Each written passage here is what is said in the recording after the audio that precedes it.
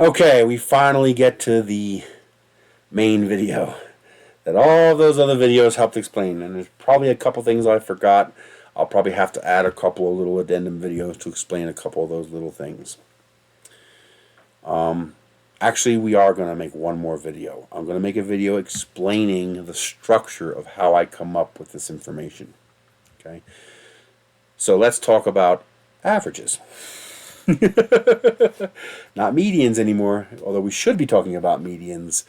It's almost impossible to come up with median data for a lot of this stuff, so you kind of have to use averages.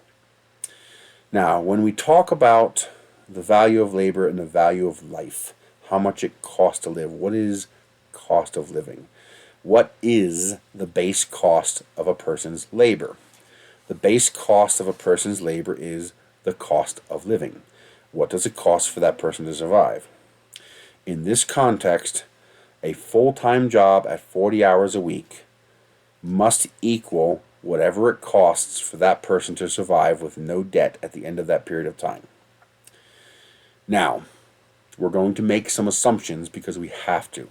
This is a vastly complex subject, so we have to make some assumptions. And also, it gets just nitpicky if you don't make some basic assumptions. We are going to assume, well, first of all, what is the average person? And why is your cherry pick of that $400 room for rent an invalid discussion topic for calculating cost of living? Well, 65% of the country is under the poverty line, between 60 and 65%. So we're going to use 50% just for numbers' sake. Whatever you find to use as a data point has to be a viable option for 50% of your local population. If it's not, it's what we call a cherry pick. For example, I can find a room for rent for $550 around here. There's like 10 of them. But ignoring the surrounding areas, just my town is 3,700 people. Let's call it 4,000 just to make the numbers simple. So the only way your $550 room for rent is a valid option is if there are 2,000 of them available for 50% of the population. If there isn't, that's called a cherry pick, which means only a very small select few people can have that option. The rest can go pound sand. It's not a viable option. Okay? When we use, for example, when we calculate the price of gasoline, we calculate the average price in the area we're talking about, because anybody can go and get gas for that price. So it's a valid number that we can use for this discussion. Remember, there's 160 million working Americans. So whatever numbers we come up with for cost of living have to be viable for 80 million of those Americans. If it's not viable for 80 million of those Americans, it's a cherry pick. You are picking a niche selection that not everybody can have, which means it's not a valid option. In this discussion, when we talk about poverty and we talk about minimum wage and we talk about cost of living, we're talking about the barest, most basic form of life, but the typical average basic, most barest form of life. So we're not talking about living like a caveman inside of a cave somewhere and eating berries and the squirrels you catch. We're talking about your typical average person in your typical average area that you're talking about. So that means we have to assume some basics. And we have to use averages that would apply to the entire data set. So you can't use the cheapest option, not unless that cheapest option is available for everybody. If it's not available for everybody, it doesn't count. The $150, stovetop you bought at a yard sale for $10 doesn't count because no one else can get that $10 price. That was a one-shot deal you got.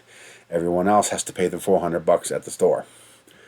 So you see what I mean? You can't just go and find the cheapest. You have to find what is commonly available to the average, to the bulk. What can the 80 million in the bottom half of the population purchase? And that's the number you have to use. You have to use the lowest number you can find that everybody can gain access to. That's usually going to be the average in this context. It's not really, but in this context, the difference between the average and the typical low point is not going to be much. For example, we might say $1,200 for this, and it might be pretty easy to find it for $1,100. But that's not really going to change our numbers very much. If you do the math over the period of a year, you're talking pennies. Okay, so we can ignore that difference. We're trying to come up with a general, reliable, researchable, sourced value. And that value, of course, would have to be fine-tuned, but we can get to within the 90th percentile. We can get pretty damn close. Close enough for government work, so to say.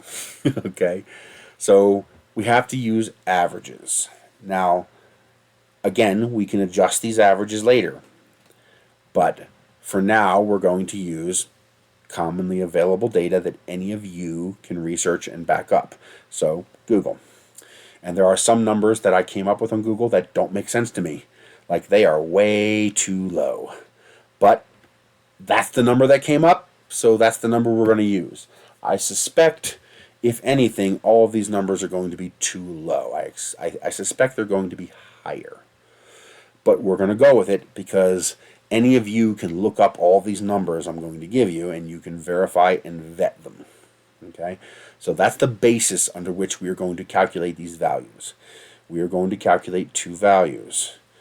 Well, we're going to calculate one, and we're going to guess at the other. Okay? But we're going to be very, very conservative. One is going to be survival wage. That's the minimum necessary to survive. The other one's going to be a living wage. Survival is defined as you can pay for the very ultimate basics but typical average of life without having to use any cherry picking, without having to use any niche selections, without having to use any cheat codes, and without having to use any assistance. You pay for everything with your income only. If you receive any form of outside help, then that doesn't count because you are distorting the number by taking assistance. Basically, someone else is paying for your value. So, for example, if you get health care at work, you have to add the average value of that health care as if it was income. Okay?